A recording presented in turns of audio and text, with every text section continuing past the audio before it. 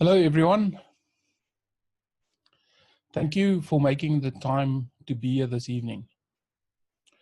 As usual with our webinars, I will talk about our topic and we will have a Q&A session at the end. Just please make a note of your questions as they come up and I will make sure to answer those at the end. Just a quick announcement. I have posted a first workbook on our website, breakthethreshold.com, which deals with developing your purpose. The workbook also contains simple daily practices that will allow you to develop and expand your awareness around your own purpose. To get this workbook, all you have to do is to sign up to our newsletter. Now, we are not in the habit of spamming people, so please feel free to sign up. We promise you that we will not harass you. Now, subscribers to our newsletter also get offers and freebies that we share nowhere else. So, as we're about to start this evening session, I would like for all of us just to return to being present in the moment. And I'm going to ask you to come to the present moment in any way that is easy and comfortable for you. For participants of previous sessions, you'll be familiar with this little exercise. And for new participants, this is just a simple exercise to relax and bring you to a state of enhanced presence and attention. This exercise is called the coach state. And we start by sitting back, closing our eyes, relaxing, and focusing on the breath.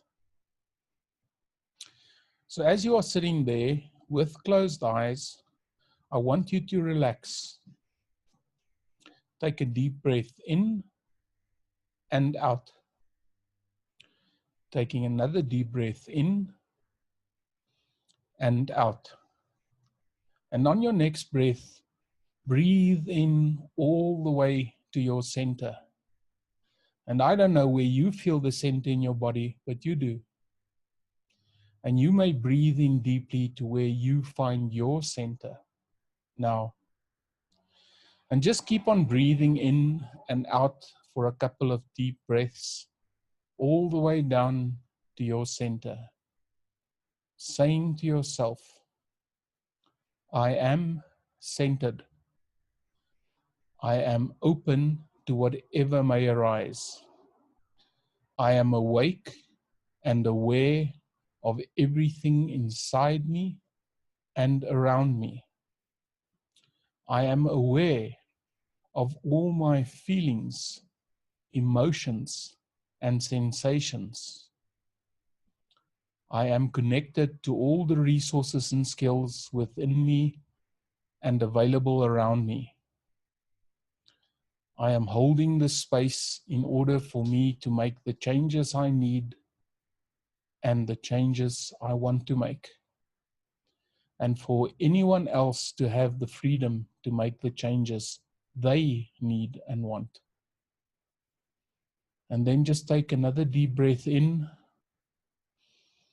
let it out, and just enjoy being in this moment with open eyes, here and now. Welcome. Okay, tonight we're going to talk about a part of the hero's journey which is called answering the call to adventure. Answering the call to adventure is about pursuing the challenges and the opportunities that life brings to us. But before we do that, I would like to do just a little overview of the Break the Threshold framework as we have some new participants tonight. The framework we discussed in previous session includes the dimensions of purpose and the transformational journey known as the hero's journey. The intention of including these two dimensions is to pursue a path of self-development which focuses on being aligned with your life purpose. But let's talk about purpose first. And I'm going to start with a little story. There's the story of the 3 stonemasons working in the stone yard, which were asked, "What are you doing?" And the first said, "I am breaking rocks." And the second one answered and said, "I am earning a living." And the third replied, "I am helping to build a cathedral. Now, if you look at those answers, each of these stonemasons expressed their understanding of what they were doing. But if we evaluate these in terms of purposeful living, there's much difference in the answers, even if the task they were performing was the same. Many of us want to find our purpose in life. We want to know that what we are doing ultimately matters. We want to leave our mark on the world.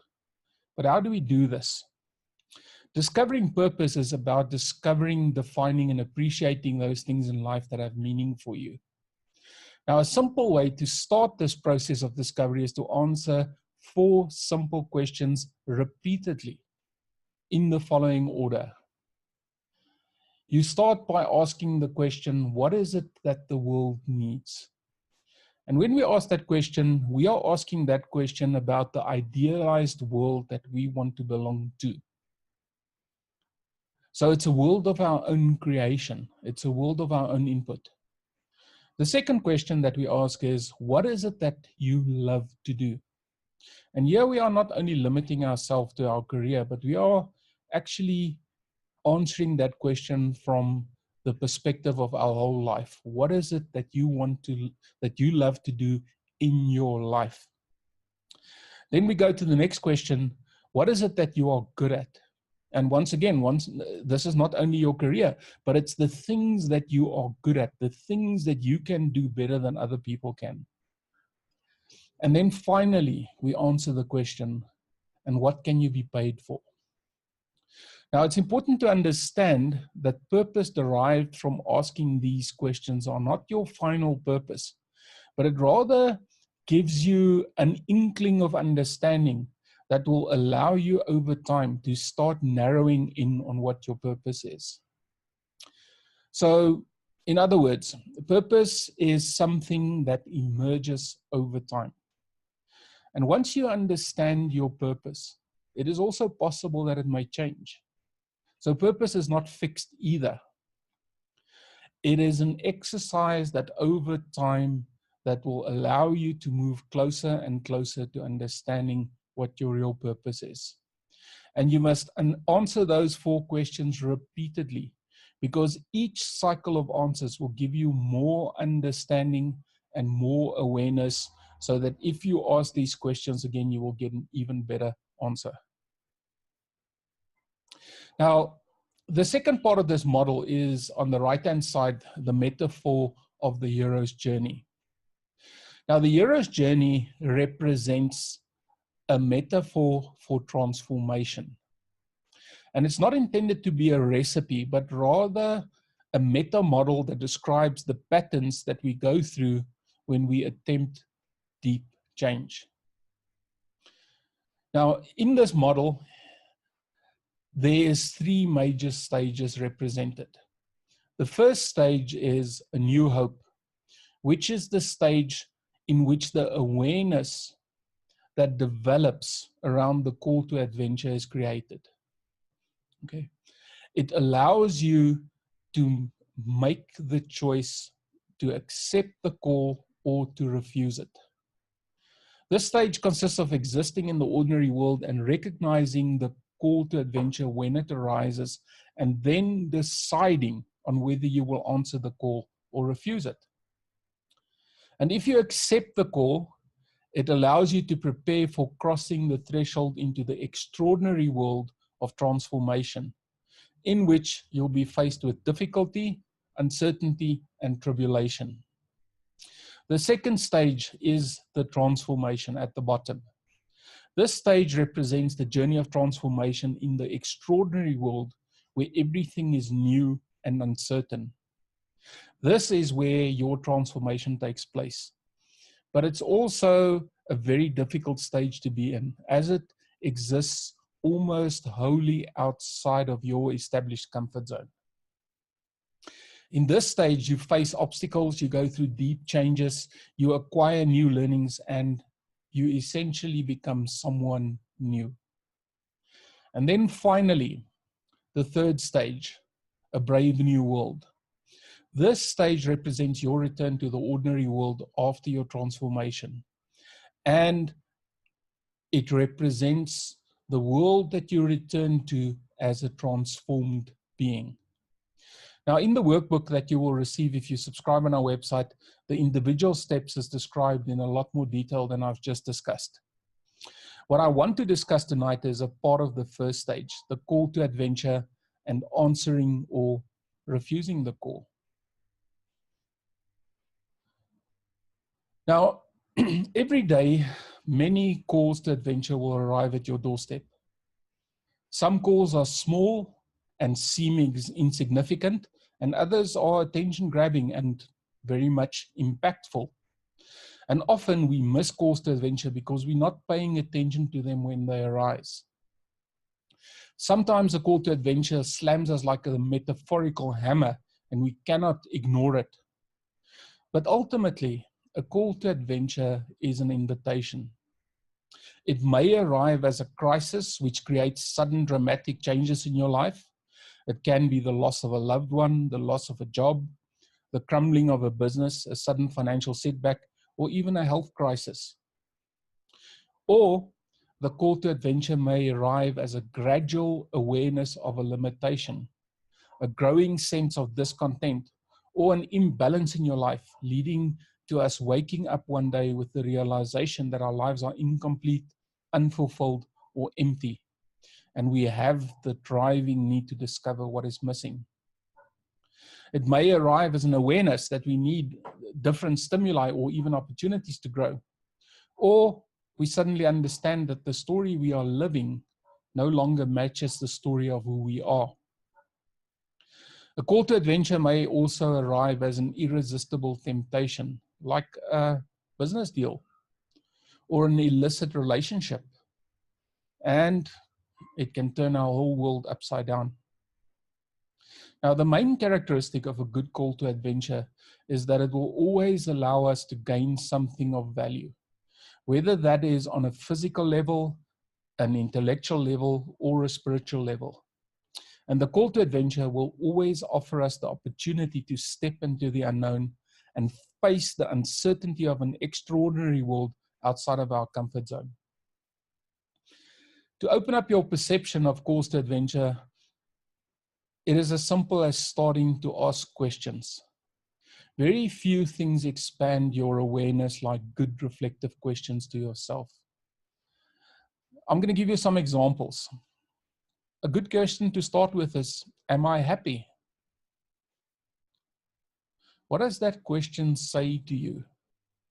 And more importantly, what does the answer tell you in terms of what you need to move to action to transform your life? Other questions that you can ask is, am I fulfilled? What am I not getting from my relationship or my career or my environment that I may need to change? What am I doing that I don't enjoy anymore? Am I still the person that I want to be? What is showing up that is new and different? And how is it affecting me? What obstacles keep on blocking me? What are the things, the people, or the behaviors that I am avoiding? What is present in my life that makes me unhappy, unfulfilled, or deeply uncomfortable? By being aware of the themes that show up in your life, you may start seeing the calls to adventure that is waiting to send you on your journey of transformation. But not all calls to adventure are going to be answered. And there's also the option to refuse the call.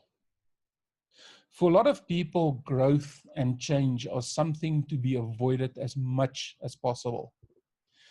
It is easy to reject growth and change because the more significant the changes, the more your life's equilibrium will be disturbed. Deep change requires you to move outside the safety of your comfort zone.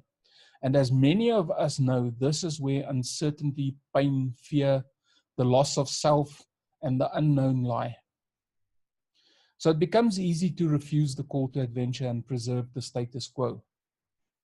It is sometimes said that it's easier to live in pain inside your comfort zone than to search for happiness outside of it. Refusing the call is always a choice. And often, the refusal of a call to adventure lies at the root of our regrets. The interesting thing is, though, that sometimes, even if you refuse the call, the adventure does not go away, but it returns over and over until you heed the call. How many of us avoid something unpleasant only for that same situation to return over and over until we face it and resolve it? How many of us keep on having the same conversation with our partners or with our colleagues without moving forward? Some of the reasons why we refuse the call to adventure may be found in some of the following points. I'm going to start with narrow self-definition. Self-definition also sometimes is referred to as identity.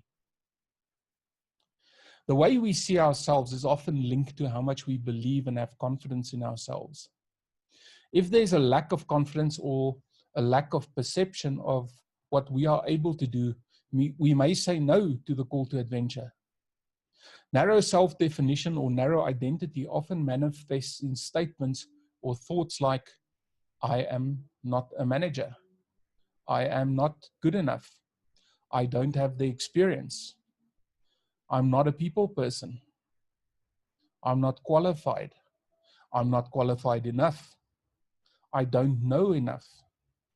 I am not an athlete. Statements like that create myths about who we are and who we are not. And then we believe in it so deeply that it often becomes the truth. Reg Harris, who wrote extensively about the hero's journey, talked about the author Michael Crichton, who wrote in his book Travels, that he always secretly defined himself as physically weak and somewhat sickly.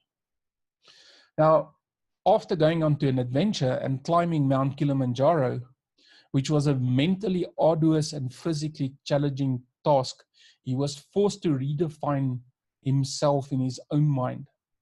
And he writes in his book, climbing the mountain was the hardest thing I had ever done physically in my life, but I had done it. By accomplishing this climb, he accepted the call to adventure that physically he could accomplish many things he had not thought possible before. By stretching his beliefs about himself and opening up to new beliefs, he could reinvent himself. So my question is to you, and I would like you to just for a moment reflect on these questions.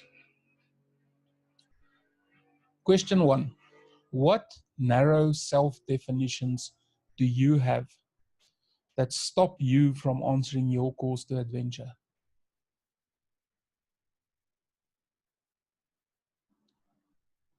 And then the next question, what beliefs, if you were prepared to stretch or even let go of, can enable you to reinvent who you are?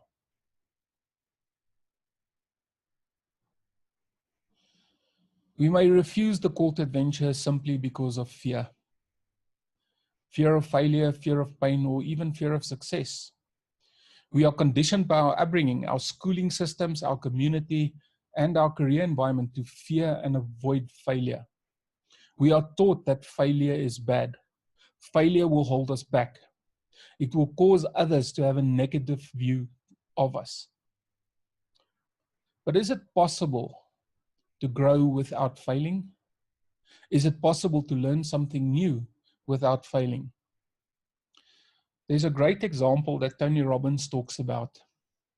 And he tells a little story, and he sort of actually addresses people, and he says, if you are the parent of a healthy baby of around 10 or 11 months old, you know, when it's about the time when they start walking, and if this baby is taking their first hesitant steps and promptly falls over, would you then go and say, don't worry, my child, You failed at walking. And since we don't tolerate failure, please don't do it again. We'll get used to you not being able to walk. Now, I don't know about you, but I don't know a single parent that would do this. Every parent will let that little baby try and try and try until they can walk, regardless of the amount of failure. But somewhere along the way, we forget this for ourselves as adults. And we develop this fear of failure that stops us from moving forward. Another reason to refuse the call is the experience of pain, whether that's physical or psychological pain. Our self-preservation causes us to avoid pain to the extent that we are prone to avoid even situations that threaten the experience of pain, even if the possibility of the realization of experiencing pain is remote. So let's reflect on this for a moment. Think about yourself. What is it that may hurt or harm you that is stopping you from growing? And how much pain are you in because you are desperately trying to avoid pain? And then a third question, how much pain are you willing to take getting to your dream or achieving your life purpose?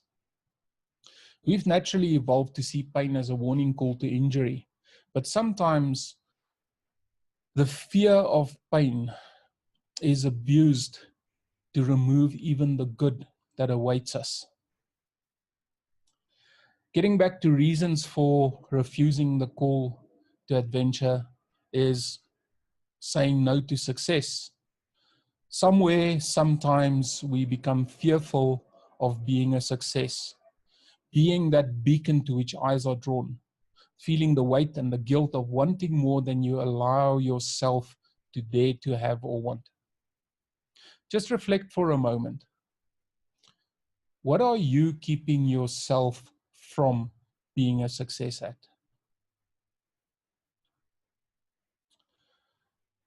What are the beliefs at the foundation of not allowing you the achievement of success?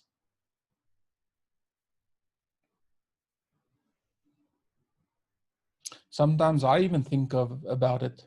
And to be honest, I often think I shouldn't have success because I don't deserve it. I haven't worked hard enough for it. Why do I deserve success when there's so many other people that don't have success? Sometimes we also ignore calls to adventure because of our need for security. This is a simpler one because it becomes difficult to live in a state of unpredictability, a state of loss, a state of loss of control, and of course, instability. We fear being unsure, losing control, and entering the unknown. And once again, I'm going to ask you to reflect. What could you do if you weren't afraid? And this is a very good question to even ask yourself every single day. Waking up in the morning, saying to yourself, what would I do today if I wasn't afraid? And then another reason for refusing the call. Sometimes we avoid calls to adventure because it's just easier to be a victim. When crisis overwhelms us, it's very easy to fall into victimhood. For example, if a partner leaves us, or we lose a job, it becomes too easy to see ourselves as a victim with little or no control over the situation and the outcome. And then it becomes very easy to refuse the call to adventure. I'm going to ask you now to play a little game with me. I want you to think back, and for some of us, it's a long, long way back. Think of the very, very first person you had a romantic attachment to who left you. Just create a picture of that person if you could. And now think of all the wonderful people that came into your life because that person created the space for them. Of all the negative reasons to say no to the call to adventure, there is a space of reflection. And if we create it, it allows us to say yes to adventure. Interestingly, there is also a positive reason to refuse the call to adventure, and that is being happy and fulfilled in the life that you have right now.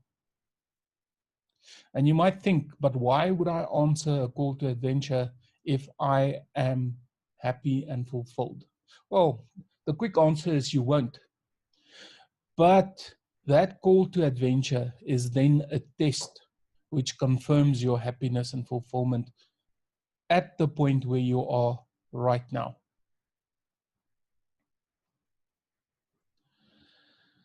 The path to transformation ultimately is determined by all of the calls to adventure that you answer. Now, the worst way in which a call to adventure can show up is in a crisis. Crises manifest itself in massive events like the loss of a loved one, the loss of a job. Typically, it occurs in situations where we are not in control or when we are in life transition. An example of a life transition is just a good old-fashioned midlife crisis. What makes crisis such a difficult call to adventure is the uncertainty, the loss of control, the fear, the instability, the unpredictability, the runaway emotions, and of course the inexperience in handling the situation. Because you might have seen this crisis once before, but most likely never. Also, if a crisis presents itself, it's very difficult to ignore.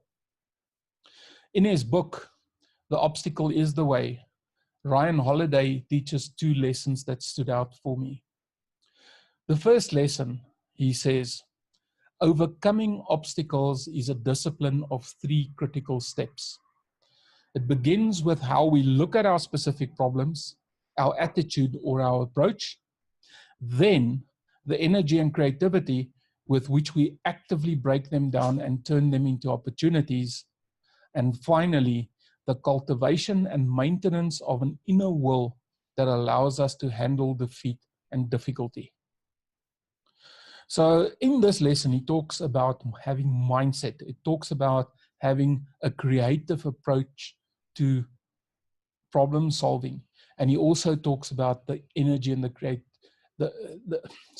he also talks about the cultivation of will that allows you to face this crisis head on.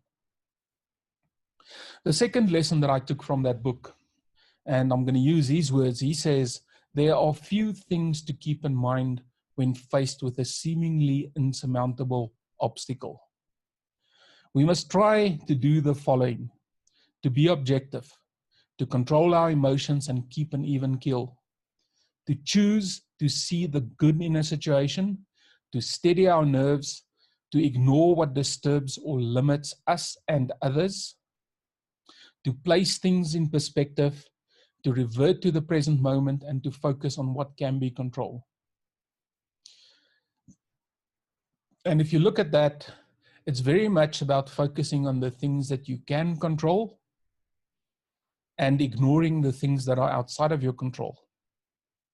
He further advises, and he says, there is the event itself, and there is the story we tell ourselves about what it means. Now, in our situation, it boils down to the crisis that we are experiencing, but more importantly, it boils down to the way that we interpret that crisis. In dealing with a crisis as a call to adventure, it's very important to reframe it to allow us to deal more effectively with it. When we reframe the crisis, we are essentially changing the meaning of that crisis. It does not change the fact that the crisis occurred, but what we do is we consciously change what it means to us. And I'm going to give you a couple of examples. The first example, the crisis. I lost my job. Now, I could interpret this and I could focus on the threat of not earning an income, or I can reframe it and I can choose to focus and all of those wonderful things that I can now do since my job is not interfering with that anymore. Another example, if my partner breaks off our relationship, I might focus on being all on my own, or I could reframe it and be grateful that she has created the space for someone I could be happier with. Okay, last example, which is similar to the first one. My company made my position redundant. I can reframe it and say, in the bigger scheme of my life, what opportunities are now appearing that can make my life and career even better? Now, these examples show how we might choose to focus on the positive opportunity rather than the negative situation. In this way, the negativity of the crisis is mitigated by the direction set by the positive opportunity. And then there's the opportunities that we find by awareness and focus. And you might ask the question, how do we find, manage, and consciously create the calls to adventure that serve us? Now, there's an old saying, you wouldn't see an opportunity if it hit you in the face. And I mean, I've been in that situation a couple of times, and I guess some of you have too. And basically what this saying means is that opportunity can literally be right where you are, but you're blind to it. Now, if you have extended awareness, that gives you the power to find opportunity. And on the surface, it may seem fairly easy to do, but like everything else, it's a practice, it's a habit that needs to be developed. And it's important that you decide for yourself what your practice or habit is going to look like. But I'm going to give you an example practice on how to unfold possibility. Number one, know your purpose. Because if you know what it is that you want to achieve, it creates for you a frame through which you can view the world. And I'm going to set it in other words. If you know what your purpose is, you start seeing the things that can enable you to get to that. The second step in that habit is you have to be present. By being in the moment, it allows you to notice on multiple levels what's going on around you in this moment. Then the third step, be curious. With your attention focused on the present, look at every single situation as if it might gift you an opportunity. And then step 4, write it down. If an opportunity presents itself, make a note of it for later analysis. You know, we tend to get caught up in so much at work and in life that it's very easy to forget when something happens. So write it down. Carry a little notebook with you. And if something happens, write it down.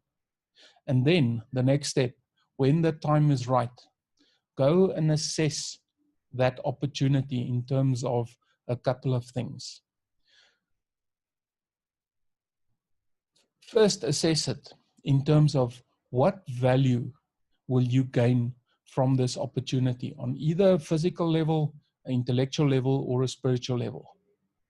How will this opportunity expand your attitude, your behaviors, your values and beliefs? How will it bring balance and harmony into your life? How will it stimulate you for growth? How will it expand your self-definition or identity? How does it support your purpose? Now, if you find and evaluate opportunities in this way, you are unfolding possibility within your aim of living a purposeful life. By investigating and developing opportunities, you can choose the opportunities that support your purpose, and you can consciously start creating a life lived with purpose. And in time, if you develop this practice, the calls to adventure you pursue will both support and ultimately form your purpose. Okay, what I want to do next is just a little exercise on reflection. And what I want you to do is I want you to reflect on an opportunity. So what I'm going to ask you is, as you are sitting there comfortably and at rest, just let your mind go and find an opportunity that presented itself to you recently. And it may be an opportunity that you're still thinking about, or it may be something that is gently reminding you that you need to change.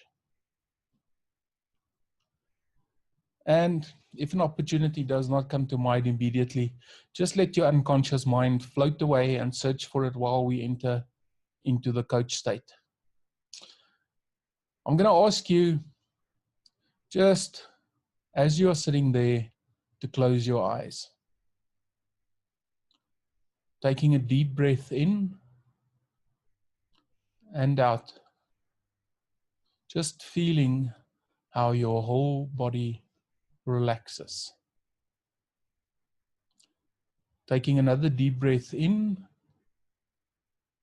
and out.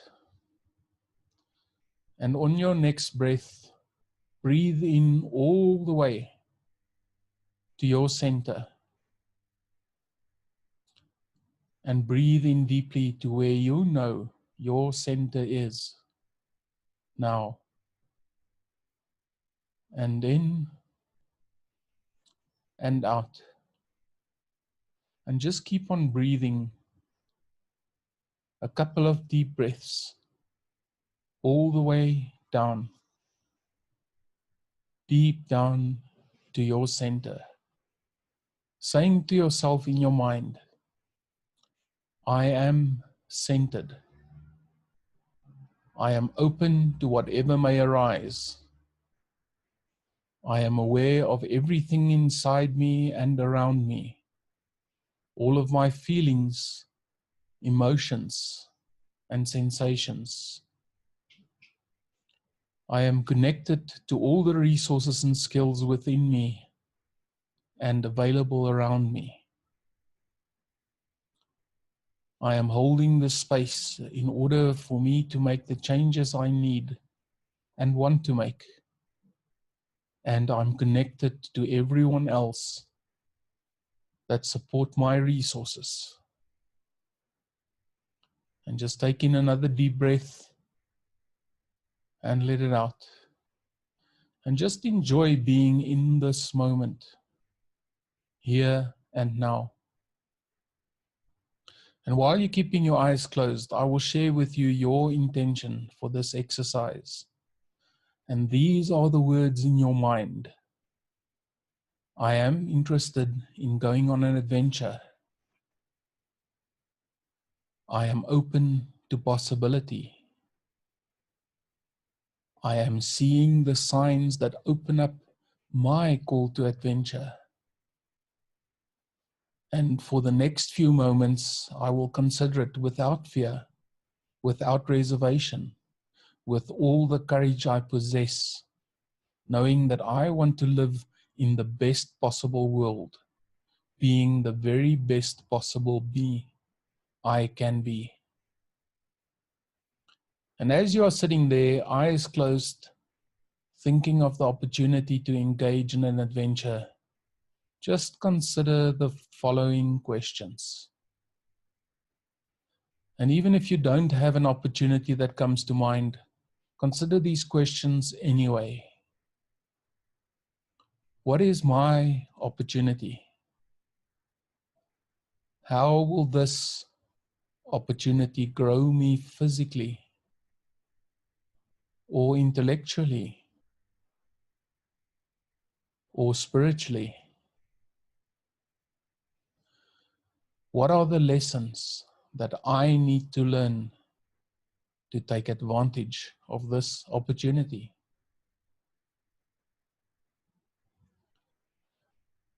What do I need to let go of to realize this opportunity?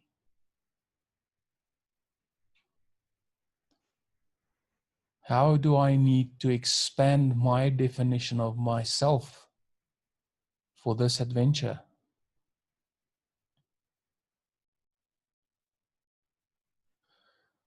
How will this opportunity bring balance and harmony into my life?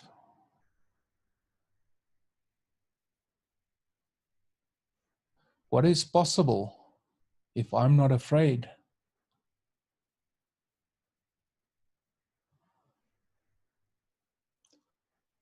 How does this opportunity support or expand my purpose or reason for being?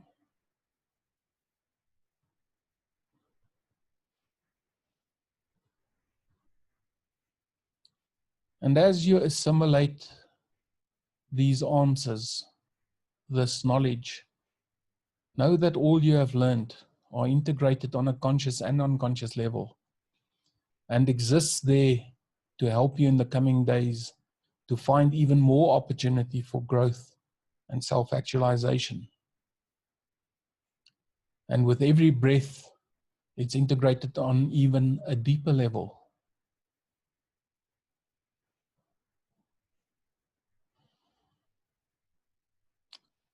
So take one more deep breath and stretch, open your eyes, and come back to this moment, here and now. Welcome back.